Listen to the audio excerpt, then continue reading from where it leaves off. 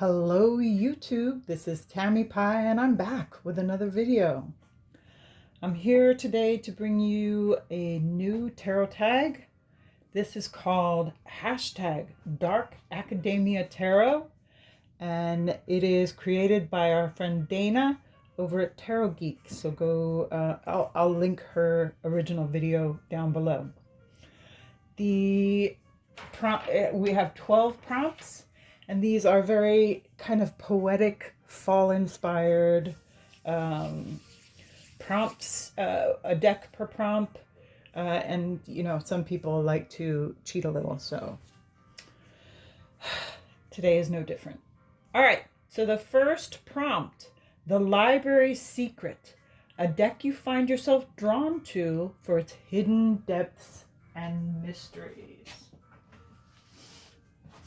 And for that, probably in part because I am totally obsessed with this right now, is the Mythilogica Fennica Tarot. This is the original printing, but it has now been picked up mass market. And this is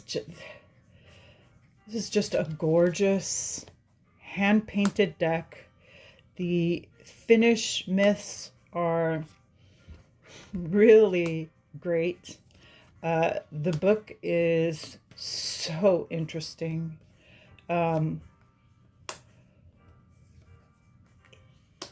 have not yet finished reading the book, but I'm going like a few cards at a time, and a lot of these cards are connected to each other. So as you keep reading, you learn a little more about the myths, and you realize that many of the cards are related to each other. Look at those blue eyes. Is that not so cool? And this shaman is just, as they say, everything. So this is one of those decks that makes you just want to learn more. Really, really exciting, interesting, and mysterious. Like an old library, right? So that was Mythologica Fennica by Susanna Salo. Prompt 2.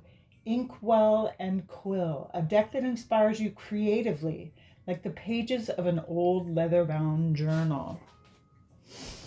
And for that, I'm bringing back, for those of you who missed it whenever, the Daniloff Tarot by Alexander Daniloff. And this deck has always, to me, felt like an old Illuminated book. The illustrations are transportative. Transporting? They transport you. They take you to a faraway land and a faraway time. And they're just staggeringly beautiful. Although entirely RWS, it gives you just a little more. These delicious colors. And he never lets you down. All the cards, every single one of the cards feels like a complete thought. And yeah, beautiful. Just gorgeous. The Daniloff Tarot by Alexander Daniloff. Prompt 3, Eternal Autumn, a deck that captures the melancholy and beauty of fall, embodying the bittersweet nature of change. And this is my cheat, folks, because the first deck that I thought of was actually an oracle. I was trying to do tarot for this. I think Dana did all tarot. But, I mean, that's it, right? This is bittersweet autumn. This is the change in weather. This is the coolness of the trees dropping their leaves and the skies being a little darker. Certain things being a little gone. Things drying up. Oh man. This deck is really pure magic.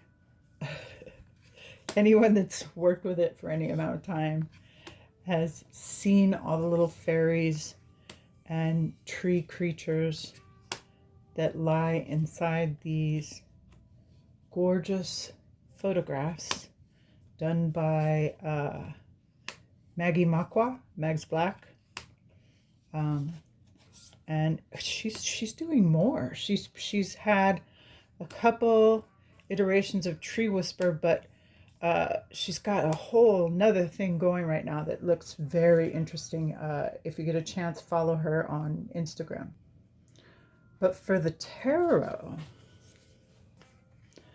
I chose True Black Tarot. Because even with the hopeful star, this deck is full of drama. And it does feel like the dark side of the year. It does feel like feasts at the end of summer. It feels like festivals for harvest and making ready, getting ready for the dark, right? Here it comes. All right, so that is True Black Tarot by, what is his name? Arthur Wang, I think. Let me check. All right, so the next prompt, the Philosopher's Stone, a deck that helps transform your thoughts like alchemy for the soul. There was only one deck that could fill this prompt for me, and that is my original Marielle. This is before the cards were changed. And I'll tell you what, if ever there was an alchemical tarot, if you know, you know.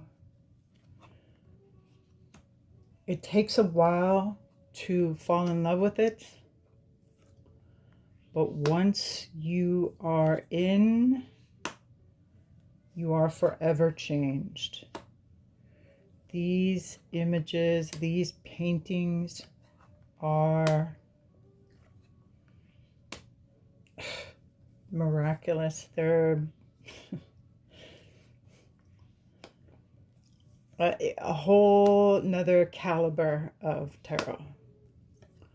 And for that, we have the Marielle Tarot by Marie White. Yeah, this deck totally changed the way I thought about tarot.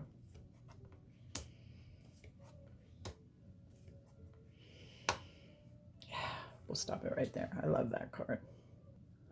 Here's a good one.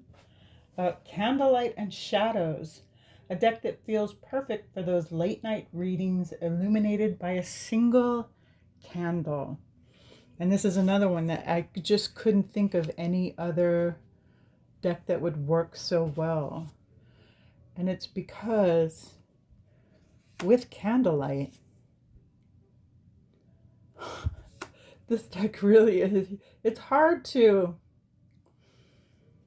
really get it without the candlelight.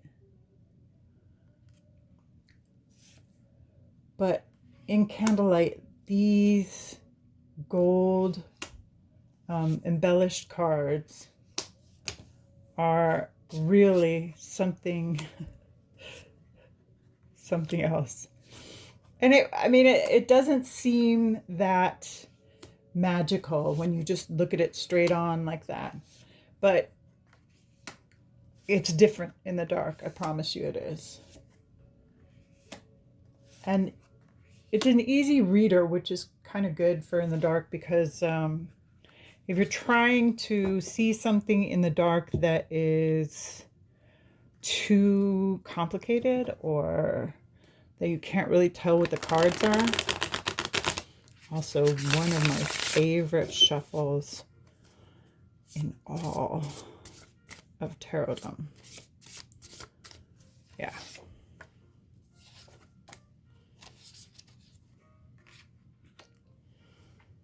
The Golden Thread. Okay, next prompt. Ghosts of the Past. A deck that connects you with history, your ancestors, steeped in nostalgia. Now, Mythologica Fennica actually connects me with my ancestors. I'm very Northern European. I could have chosen Druidcraft for its Celticness. I got a lot of Irish and all that, German. However, steeped in nostalgia stood out. And so I had to bring out Desert Illuminations, coming to mass markets at the beginning of next year, for those of you who have been waiting with bated breath. So Desert Illuminations is very much a New Mexico deck with the aliens. There's a lot of old images like Sitting Bull that have been repurposed, but Lindsay D. Williams has painted each of these images. And she has a great Instagram account.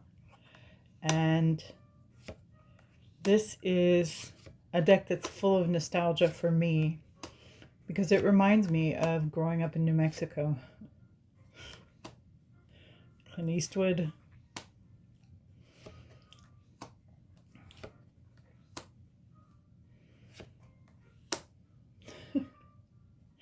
Yeah. Rodeos and aliens. And chili. And Our Lady. And, you know, the great Western heroes from the 1880s.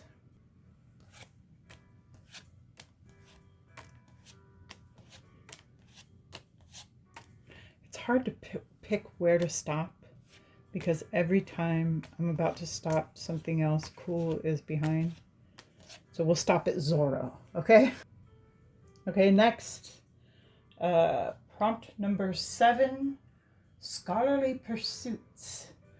A deck you turn to for learning, study, or deeper understanding of tarot. And this is Tarot of the Spirit by Pamela Eakins and Joyce Eakins. Joyce is the mom who painted all these. And they are all painted over the skeleton of the Kabbalistic Tree of Life. So these cards are different from your regular RWS or Thoth or Marseille. They tend to really make you think. If you go to Pamela Eakins' YouTube channel, she has a great, a ton of information on this deck. If the book is too much for you to read, just listen to her while you're, doing whatever it is you do. This is one of those cards. My daughter standing on the rocks talking to the turtles. But yeah, this is definitely steeped in tarot academia. And I love it. And I'm never going to stop singing its praises or using it or being happy that I took the time to try and figure it out. So yeah. So like I said, this is a very poetic tag. And this is perhaps one of the more poetic prompts. But Moonlight Daydream or Moonlit Daydream?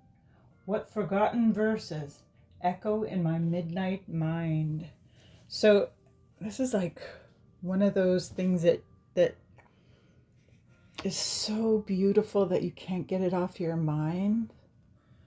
And this is the Nemeth Tarot by Jonas Yaos. Y'all, not only is this a really gorgeous imagery, that door,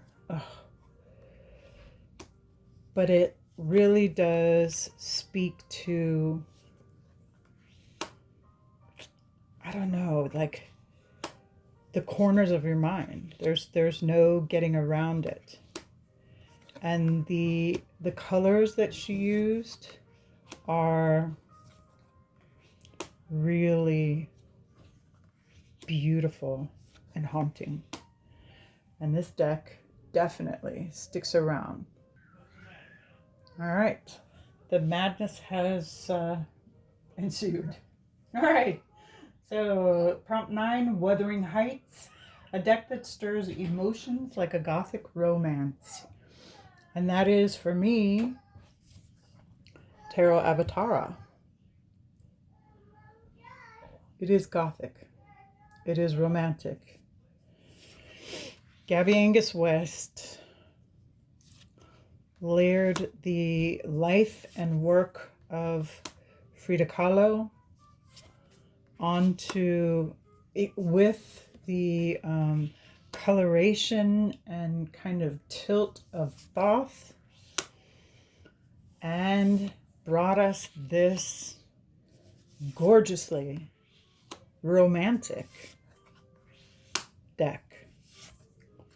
Because if you know about Frida's life, it wasn't easy. In fact, it was harder than most. And yet, she ended up making her mark on the world in a very romantic way, in a very gothic way, right? Yeah.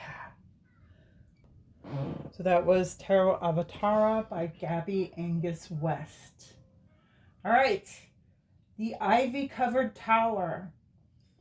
Prompt 10, a deck that feels like an old wise mentor guiding you through life's challenges. And there's a couple that I could have chosen here. Honestly, Tarot of the Spirit or the Shimmering Veil is one of those that feels like old and wise.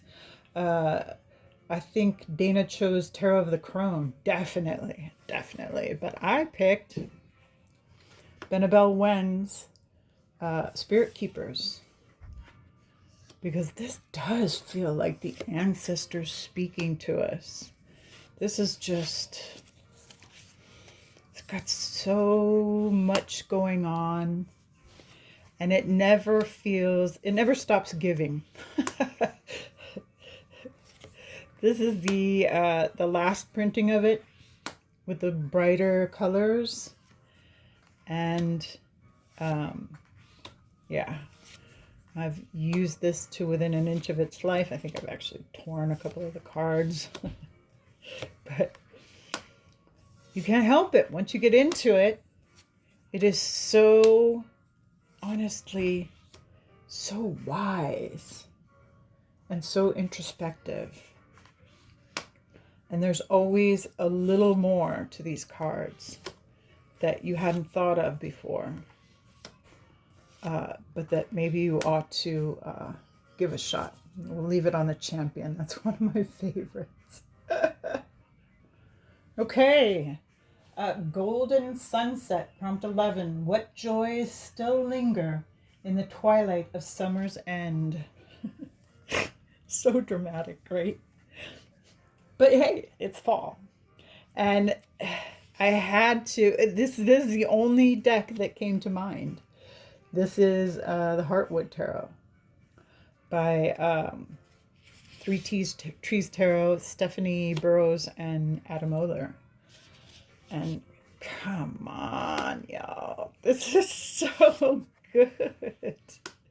This is so definitely a sunset and those shimmering end of summer. Yeah, this is all the things. This is, even though this is like brand new, I've had this for maybe a week, maybe not even a week. But already I am just,